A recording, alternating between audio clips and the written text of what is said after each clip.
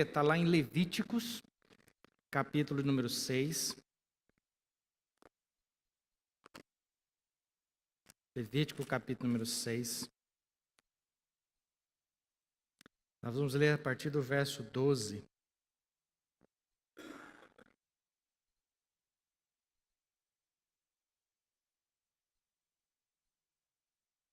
Levítico 6, verso 12.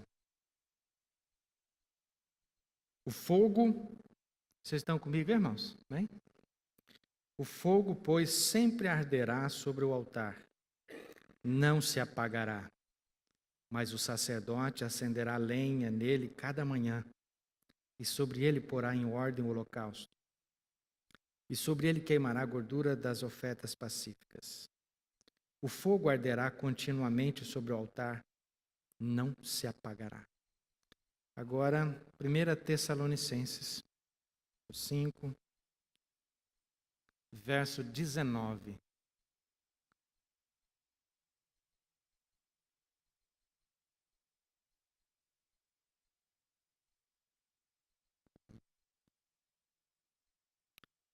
Vamos ler juntos? Não apagueis o Espírito. De novo. Não apagueis o Espírito. Pai, muito obrigado, Senhor, porque o Senhor nos tem abençoado com a Tua palavra. Ela que faz a diferença na nossa vida. Ela nos guia. Tua palavra é a verdade, inequívoca, inerrante. Muitas vezes, ó Deus, a falta de compreensão da nossa parte limita, Senhor, a nossa prática. Mas o problema, Deus, é que aquilo que nós já entendemos, muitas vezes nós não praticamos. Eu sei, Pai, que isso é obra do Teu Espírito agir profundamente no nosso caráter. Então, vem transformar a nossa vida. Que seja muito mais do que conhecimento, do que informação, mas seja, ó Deus, inspiração para a nossa vida, para a gente viver de uma forma que Te agrade. Eu te peço isso em nome de Jesus. Amém. Quando eu era criança, faz um bom tempo, lá em Faxinal, na capital do tomate, eu visitei uma vez o cemitério da cidade. Não sei porquê, mas eu percebi que lá nos túmulos, alguns túmulos, possuíam uma plaqueta que estava escrito Perpétua. Mas tinha muita placa com essa escrito Perpétua. E eu achei aquilo muito confuso. Falei, gente, tanta gente com o mesmo nome morrendo. E eu não entendi aquele negócio. Por que Perpétua aqui? E aí, primeiro que eu lia errado. Eu lia Perpetua. Mas depois eu fui aprender a questão dos acentos, o que significa uma coisa perpétua. Na verdade, é porque quando os munícipes compravam definitivamente o terreno ali no cemitério, significa que aquele terreno era de uma vez por todas e para sempre, perpetuamente, aquela pessoa era o dono daquele terreno. Então era uma sepultura perpétua. E, então tinha essa plaquinha lá. Você sabe que se você não comprar o terreno definitivamente, passado alguns anos, você pode perder e assim por diante. Então foi a primeira vez que eu ouvi essa palavra perpétua, uma coisa que dura para sempre. E esta passagem que nós lemos aqui no Antigo Testamento, em Levíticos, ela me passa a mesma ideia de que a chama que havia sido iniciada ali no altar, onde o povo do Antigo Testamento prestava o seu sacrifício, ou seja, levava ali o animal, o cordeiro, já prefigurando o Cristo, o Cordeiro de Deus, que um dia haveria de vir e morrer, para que nós fôssemos justificados diante de Deus. Enfim, o povo fazia isso, irmãos, de quando em quando, de tempo em tempo, cada um por sua família, Mas o sacerdote tinha a responsabilidade de, além de fazer o sacrifício, além de imolar o cordeiro, ele tinha a responsabilidade também de manter aquela chama, aquele fogo naquele altar de forma perpétua. Não podia se apagar mais, uma vez que havia sido iniciado. E isso era tão importante, irmãos, que se algum dia houvesse algum tipo de manutenção, a chama deveria ser tirada dali, preservada em algum lugar, tá? Para depois aquela mesma chama, né, ser retornada ao altar. Ou seja, não era para se apagar aquilo dali. Poderia chamar de a lei das chamas perpétuas. E assim eles faziam. Hoje nós não fazemos mais nenhum tipo de sacrifício porque Cristo já cumpriu esta lei cabalmente de uma vez por todas na cruz de Cristo. Mas o Novo Testamento, irmãos, o Novo Testamento me ensina que o Espírito Santo, ele para ficar mais claro a sua atuação no meio do povo de Deus, ele é simbolicamente apresentado nesta figura como do fogo, né? E eu leio esta passagem aqui de Paulo, escrevendo aos Tessalonicenses, dizendo que nós não devemos apagar o Espírito. Por que eu estou falando com vocês sobre esse tema hoje? Porque alguns dias atrás eu falei a respeito da pessoa do Espírito Santo, do Consolador, falei que nós não devemos entristecê-lo, falei em outro sermão que ele está para sempre conosco, mas essa expressão, não apagar o Espírito, ela me intriga muito, muito mais do que entristecer, porque eu sei que o Espírito Santo é uma pessoa, o Novo Testamento deixa isso muito claro. Ele é uma pessoa, ele tem sentimentos, ele tem intelecto, ele tem vontade, ele é soberano. Mas a soberania de Deus, ou seja, o aspecto, a característica de Deus de fazer o que quer, quando quer, como quer, independente de qualquer força externa, me faz, irmãos, ter um pouco de dificuldade com essa expressão, quando o apóstolo Paulo coloca sobre os seus leitores a responsabilidade de não apagar o Espírito, de manter esta chama acesa, e acesa perpetuamente, claro, para sempre. Isso me intrigou um pouco, e eu comecei a pensar um pouco sobre o assunto. Confesso que li vários artigos sobre esse assunto, e muitos não me convenceram, porque parte de alguns pressupostos, enfim, que não são os meus, e que não são os nossos enquanto reformados. Mas para que a gente possa entender o que significa essa passagem, e certamente todo cristão verdadeiro não quer desobedecer a Deus em nenhum aspecto. Então, certamente, se você for um cristão verdadeiro, você não quer que o Espírito Santo seja apagado. Bom, para quem o apóstolo Paulo escreve esta passagem? Escreve para a igreja, para uma comunidade de cristãos que vivia na cidade de Tessalônica. A igreja de Tessalônica, irmãos, ela nasceu pelo trabalho do apóstolo Paulo, de Silas e de Timóteo. Aliás, eles são as pessoas que estão escrevendo essa carta para aquela igreja lá. Lá em Atos dos Apóstolos, capítulo 17, durante a segunda viagem missionária do apóstolo Paulo, eles vão para Tessalônica, né? E começa ali a missão de evangelização. Mas a missão do apóstolo Paulo ali foi bruscamente interrompida por um grupo de pessoas, judeus, invejosos, que alvoroçaram o povo da cidade, influenciaram uma pessoa, e esta pessoa criou muita confusão. Essa pessoa semeou a ideia de que o apóstolo Paulo estava trabalhando contra o César, o imperador romano. Enfim, eles tiveram que sair daquela cidade e logo após eles foram para a cidade de Bereia. E lá em Bereia, o apóstolo Paulo diz que os irmãos de Bereia eram um pouco diferentes dos irmãos de Tessalônica, porque os irmãos de Bereia faziam questão de averiguar toda a pregação, todo o ensino, se estava de acordo com as Escrituras. Mas esses missionários lá em Tessalônica, eles fizeram um trabalho, irmãos, de pregar o Evangelho.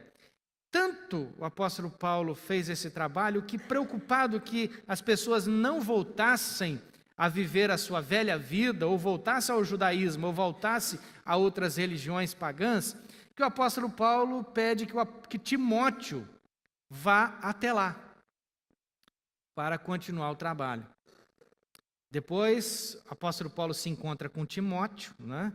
E Timóteo passa as informações a respeito da igreja de Tessalônica. E aí, irmãos, o apóstolo Paulo se alegra, porque a palavra que Timóteo dá a respeito de Tessalônica é uma palavra firmando no evangelho. Mas, irmãos, ao contrário do que a gente pensa, nem toda a igreja não é perfeita, ela tem sim as suas dificuldades. E alguns problemas podem ser identificados aqui nessa carta, mas não é o nosso assunto hoje. A questão é que eu quero, por que o apóstolo Paulo escreve para aquela igreja que tinha poucos anos de vida, escreve esta pequena frase, mas que é carregada, irmãos, de responsabilidade para mim e para você. Porque nós somos hoje, irmãos, os leitores contemporâneos dessa carta.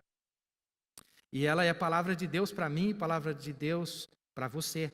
E Deus está dizendo, não apaguem o Espírito.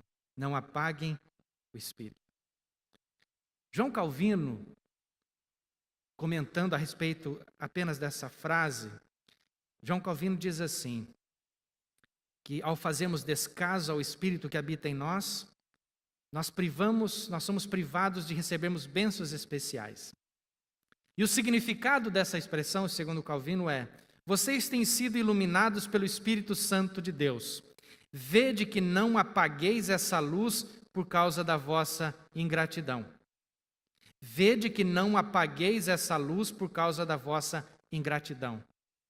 Calvino não tira, irmãos, não tira a responsabilidade de cada um de nós de mantermos esta chama do Espírito acesa dentro de cada um de nós.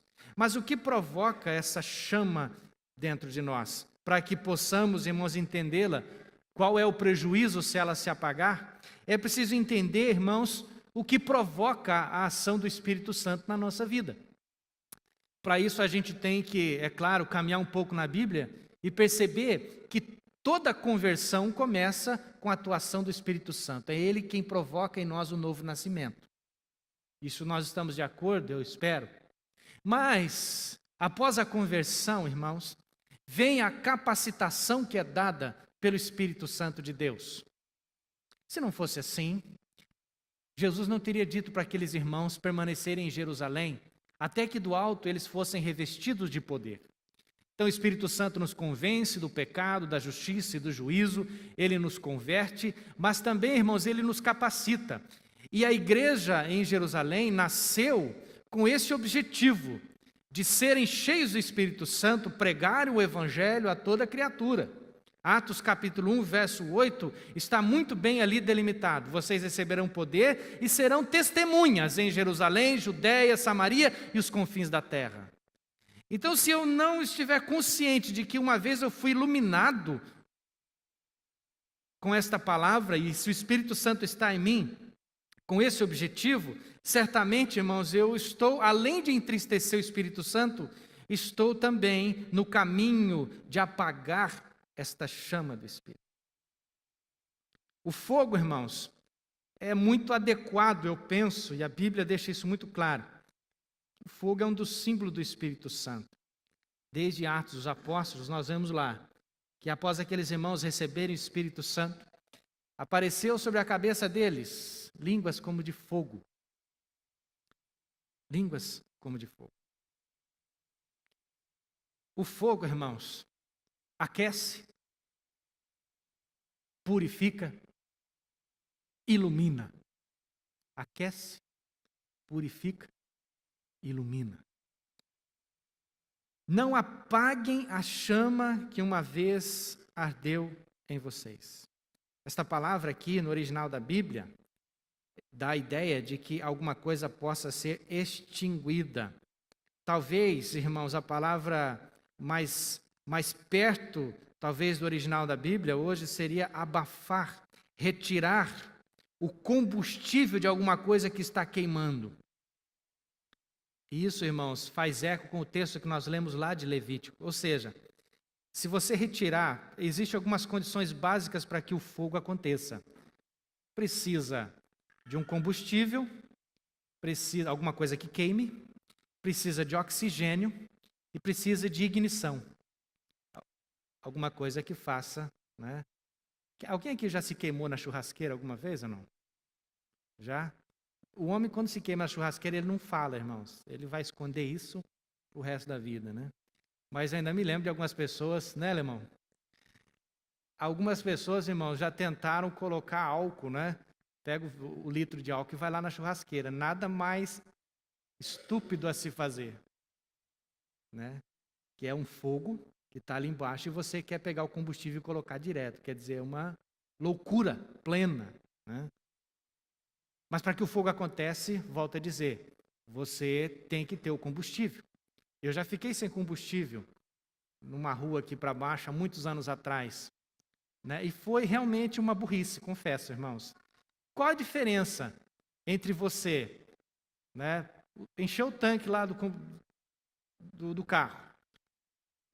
Matematicamente, não faz nenhuma diferença entre você abastecer 10, 15, 20 reais toda semana do que você manter o tanque cheio e daí você viu que abaixou um pouquinho, ó, com 15 eu acabo de encher.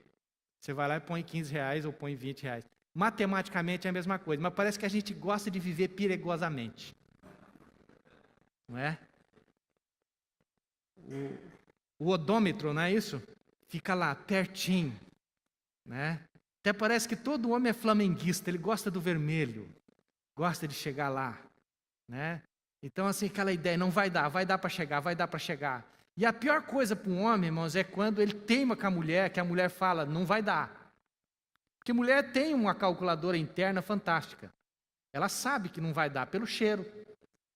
Ela inspira e sente o cheiro da gasolina e fala, olha, não vai dar para chegar. E o homem teima e fala, vai dar sim, bem, vai dar sim, e não dá. Né? E normalmente acontece, gente. Eu não sei se é praga de mulher ou é sexto sentido, eu não sei, mas acontece. Né? Ficou sem o combustível. Paulo diz para nós, não apague o Espírito Santo. Dentro dessa passagem, os estudiosos, irmãos, concordam, boa parte deles, que a seção toda, do verso 12 até o verso 22, é a seção que está internamente ligada a este verso, não apagueis o Espírito. Por quê? Porque todas as virtudes que estão descritas ali, a partir do verso 12, elas somente são possíveis para nós se houver uma atuação do Espírito Santo. Ou seja, a igreja de Tessalônica, uma vez que foi iniciada com o trabalho de evangelização, tendo recebido o Espírito Santo, aqueles irmãos deveriam viver de forma que o Espírito Santo fosse evidenciado na vida deles. A verdade, irmãos, é que nenhuma virtude na vida do crente ela é possível a partir de si mesmo. Nós, irmãos, concordamos que somos seres totalmente corrompidos, caídos, atrelados ao nosso pecado. E se não for uma ação de Deus para nos iluminar e fazer com que a palavra de Deus seja verdade para nós e abra o nosso entendimento, nada acontece. Irmãos, você pode chegar para a pessoa e pregar, ler a Bíblia toda, e ele pode ficar ali ouvindo tudo. Você prega, você fala. Ah, não, quer ensinar os 5 pontos do calvinismo também? Ensina tudo, todos os 5 pontos do calvinismo. Ele pode decorar tudo. E aí você pergunta para ele, você quer? Ele fala, não. E aí para um outro você chega, fala, olha, é o seguinte, rapaz, você é um pecador, carece da graça de Deus, você quer Jesus? Eu falei, eu quero.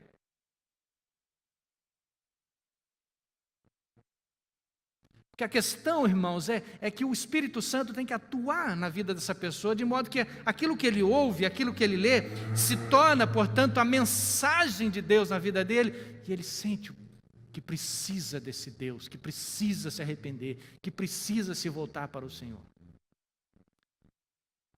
Mas, irmãos, após a conversão, volto a repetir, existe um processo na vida de todo cristão que é, irmãos, um esforço, uma vontade vontade que eu e você precisamos ter como novo convertido em buscar mais a Deus, em reformular nossa vida e os nossos pensamentos, que a Bíblia constantemente está falando para nós. Reveja seu pensamento, reveja seu comportamento, veja como está a sua vida, vai orar, vai ler a Bíblia, vai jejuar, vai fazer isso, vai fazer aquilo. A conversão é de Deus, unicamente dele, mas o fato, irmãos, de buscar a Deus, nesse sentido de santificar a vida, é algo que Deus coloca a responsabilidade sobre nós. Eu sei que quem santifica é Deus. Tudo é com o Espírito Santo. Todas as virtudes cristãs, elas são possíveis mediante a atuação do Espírito Santo. Agora, por que eu li o texto de Levítico? Deus é poderoso, você concorda comigo ou não? Deus simplesmente poderia ter dito, falado, porque tudo começou com a sua palavra, ele poderia ter falado para o sacerdote, eu vou riscar um binga celestial. É um isqueiro, tá, gente? No Paraná a gente chama de binga, tá? Isso aqui vai queimar e nunca vai se apagar. Não precisa pôr lenha, não. Esquece. Vai queimar para sempre. Mas como? Isso é coisa minha. Eu entendo de sarça ardente. Você lembra? Pergunta para Moisés. Moisés não pôs lenha, não. Eu que mandei a sarça queimar e queimou. Então vai queimar para sempre. Mas não. Sabe o que Deus falou? O sacerdote, você vai pôr lenha toda manhã aqui. Por quê, irmãos? Manter o altar aceso é responsabilidade minha e tua. Manter a vida de oração é responsabilidade minha e sua. Muita gente vem conversar comigo quando eu pego no pé esse negócio de oração, de vir para a igreja, de buscar Deus e ler a Bíblia. Tem gente que chega para mim e fala assim, pastor, o senhor pega no pé, mas a gente não tem que sentir. Bom, então se você não está sentindo, o problema é pior. Tem muitas vezes, irmãos, que eu vou ler a Bíblia e não estou sentindo nada, não estou com vontade de ler. Eu vou ler, porque se eu não pôr fogo nesse negócio, irmãos, ele apaga. E aí eu vou me tornar um crente carnal. É por isso que Paulo diz, não apague o espírito. Talvez, irmãos, se nós entendêssemos por onde Deus está nos levando nesses dias com essas mensagens, um pouco de discernimento caberia muito a cada um de nós. O que será que Deus está falando para cada um de nós nesses dias? Será que vale alguma coisa a gente ter um templo bonito? Ter instrumentos bonitos, bons músicos? Pastor, entre aspas, modéstia à parte? Que até prega, que até fala, bonito, não sei. Alguns falam que sim, outros falam que não, depende do gosto de cada um. Adianta tudo isso se o Espírito Santo não agir? Adianta tudo isso se nós continuarmos os mesmos? Se a nossa vida continuar a mesma? Se o nosso coração, irmãos, não arder mais com as coisas de Deus? Não sei quanto a você, mas eu passei por um período de grande sequidão na minha vida. E o grande culpado disso não foi Deus, fui eu. Ele estava, como sempre esteve, no mesmo lugar me esperando. Quem decidiu obstinadamente se afastar dele fui eu. Deus é essa fonte inesgotável que está sempre, irmãos, disposto a arder no nosso coração. Mas isso eu preciso querer. Calvino já disse isso. O entendimento dele foi exatamente igual ao nosso. Vocês é que não podem deixar esta chama se apagar. Eu quero lembrar vocês, irmãos, para ficar ainda mais claro, de alguns exemplos, na Bíblia a respeito desse ardor. Em Lucas capítulo 24, não precisa abrir sua Bíblia, você vai lembrar da história. Jesus se encontra com 2 de seus discípulos que estavam a caminho da aldeia de Emaús. Desanimados, arrastando o seu ego, voltando para a sua vida, tal como era antes, achando que tudo se acabou e que não havia esperança. Jesus aparece a eles, começa a conversar com eles. E o diálogo eu vou pular aqui os detalhes, mas o fato é que Jesus entra na casa deles, ceia com eles. E durante o partir do pão, seus corações, seus olhos são abertos. E eles compreenderam que era Jesus e de repente Jesus desaparece. Mas o diálogo dos dois foi nesse tom e com essas palavras. Você lembra que quando ele estava falando conosco no caminho, não nos ardia o coração? É a mesma palavra que aparece, arder. Nosso coração precisa voltar a arder e a queimar, irmãos, com a palavra de Jesus. Precisamos, ao ler a Bíblia, ao ouvir uma mensagem, ao cantar uma música com letra bíblica, ao ter aquele momento de oração, nosso coração precisa arder de novo com a palavra de Jesus. Em Timóteo, quando o apóstolo Paulo escreve, inquietando Timóteo, dizendo para ele, olha, você não pode levar em consideração que muita gente acha que você é muito novo. Eu sei que onde você está aí tem muito problema, né? E a tendência de Timóteo talvez fosse relaxar um pouco, desanimar. E aí o apóstolo Paulo diz assim para ele, reavives o dom que há em ti. Reavives o dom que há em ti. A tradução inglesa, um camarada chamado Williams fez a tradução para o inglês desse texto que está lá em Timóteo capítulo 1, 2 Timóteo 1, verso 6. Este estudioso, Williams, disse o seguinte, atiça em chamas o dom de Deus que há em ti. A gente quase não usa essa palavra atiçar. Atiçar, irmãos, é jogar mais combustível. Está queimando um pouquinho? Tá, então vamos jogar mais combustível. Ou vamos assoprar esse negócio. Ou vamos fazer alguma coisa para que esse fogo aumente. Nós, na língua portuguesa, a palavra, não é que em inglês estava escrito atiçar, irmãos. É que, se você traduzir ao pé da letra o que está escrito em inglês, significa atiçar em português.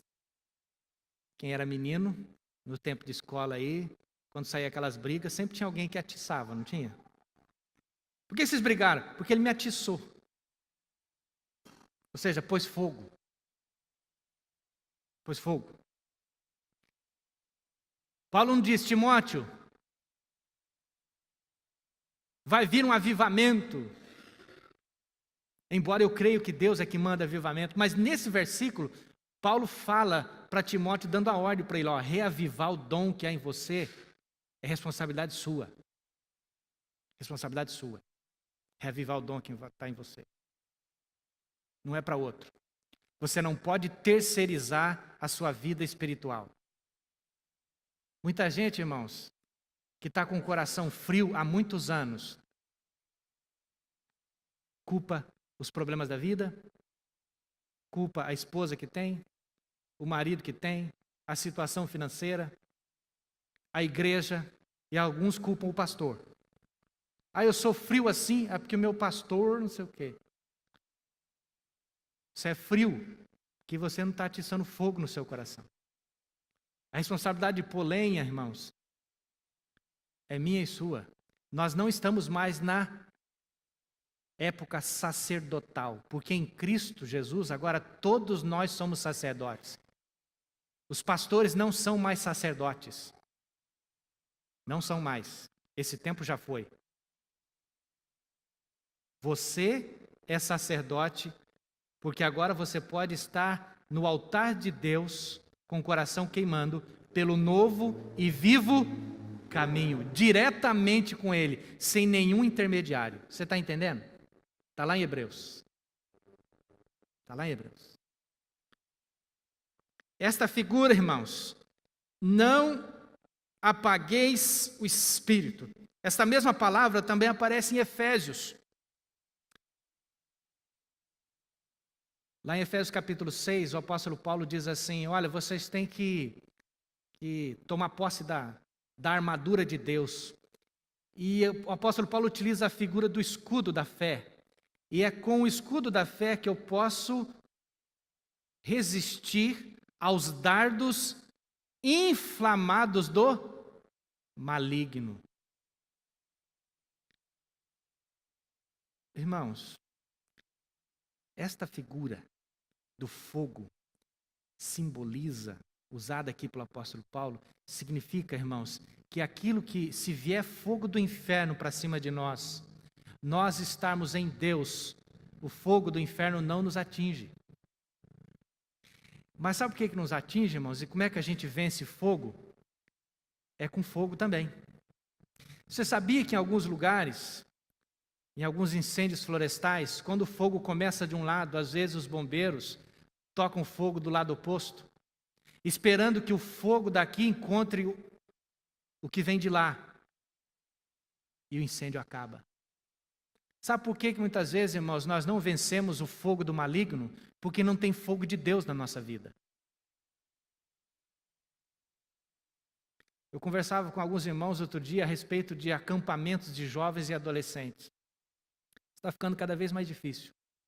Não é saudosismo da minha parte, eu sei que é uma outra geração, é uma outra conversa, é uma outra linguagem, mas eu ainda me lembro de alguns acampamentos em que eu vi com os meus próprios olhos, não só vi como eu estava dentro, jovens que no momento de pregação caíam em choro, caíam em pranto, confessando pecados, buscando aconselhamento. Eu quero rever minha vida com Deus. Jovens se converteram. Eu vi conversão, irmãos, de homossexuais nos acampamentos que a gente organizava. Um deles se converteu, hoje é pastor, eu quero trazer ainda para pregar aqui o evangelho, pastor de uma igreja evangélica em Apucarana, pai de 2 filhos. Aconteceu em acampamento. O fogo de Deus desceu, irmãos, o fogo ardia no nosso coração. E a gente saía, irmãos, daqueles acampamentos, muitas vezes, não via a hora de chegar na nossa igreja e pôr fogo nos outros jovens. Porque jovem, adolescente, irmãos, ou tem fogo de Deus ou tem fogo da carne. Algum fogo vai ter. E você já teve a mesma idade que eles tiveram e eu também tive. É assim que funciona. Se a gente não tiver paixão por Deus e o coração não arder por Deus, vai arder por outra coisa, vai arder por outras paixões. Não apagueis o Espírito Santo de Deus. Esse fogo, irmãos, que a gente não pode apagar, não é confundir, irmãos, libertinagem ou confundir bagunça no culto como sendo atuação do Espírito Santo. Não, é vida com Deus, de oração, de busca constante de manter o fogo ardendo. Por isso que a conversa tem sido a mesma com vocês nesse tempo todo. A gente tem que levantar de manhã, ler a nossa Bíblia, fazer a nossa oração, ler bons livros. Tem livros maravilhosos. Queridão, queridona, você passou, nós estamos na metade do ano. Boa parte de vocês não leu nenhum livro que presta. Você leu revista, você navegou várias e várias horas no Facebook, viu um punhado de vídeo no WhatsApp. Você gastou, tudo tem seu tempo, lazer tem seu tempo, a nossa família tem seu tempo, mas você não sequer, muitos de vocês não sequer leram nenhum livro da Bíblia completo. Alguns de vocês, irmãos, não têm 2, 3 minutos de oração por dia. Como é que a gente faz? Tem que ter fogo no altar, irmão. É a gente que tem que pôr lenha.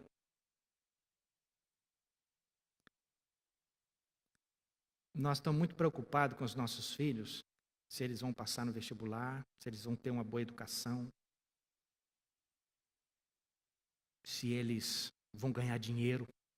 Você está muito preocupado em ganhar dinheiro. Todos nós estamos. Mas o fogo de Deus, aqui, ardendo. O coração continua o mesmo. Acabou o culto, você vira a chave, volta para a sua velha vida, para o seu velho linguajar, para as suas outras paixões. E nada acontece. Nada acontece. Nós temos muita dificuldade, irmãos, de ter o coração com ação de graças. A gente reclama de tudo, mas a gente agradece por muito pouco. E quando agradece? Boa parte de nós, irmãos, tem muita dificuldade em nomear os feitos de Deus na nossa vida. Nossa espiritualidade, muitas vezes, irmãos, está pautada por aquilo que a gente adquire e não por aquilo que a gente é diante de Deus. Por isso que o apóstolo Paulo diz, logo depois,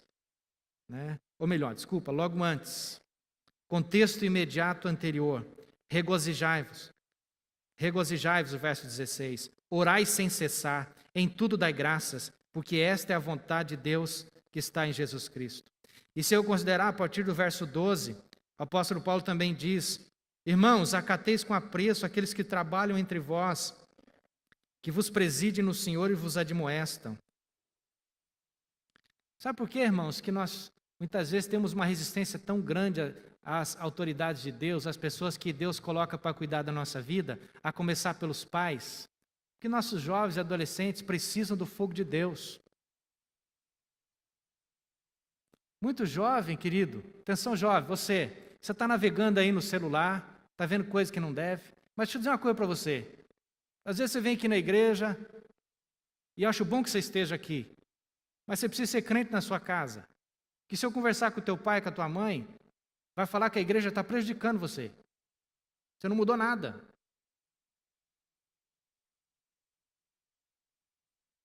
Isso sem contar também nos nossos namoros, irmãos. Hoje eu nem pergunto mais quando vou fazer casamento, como é que está a vida? Porque eu tenho medo de ouvir.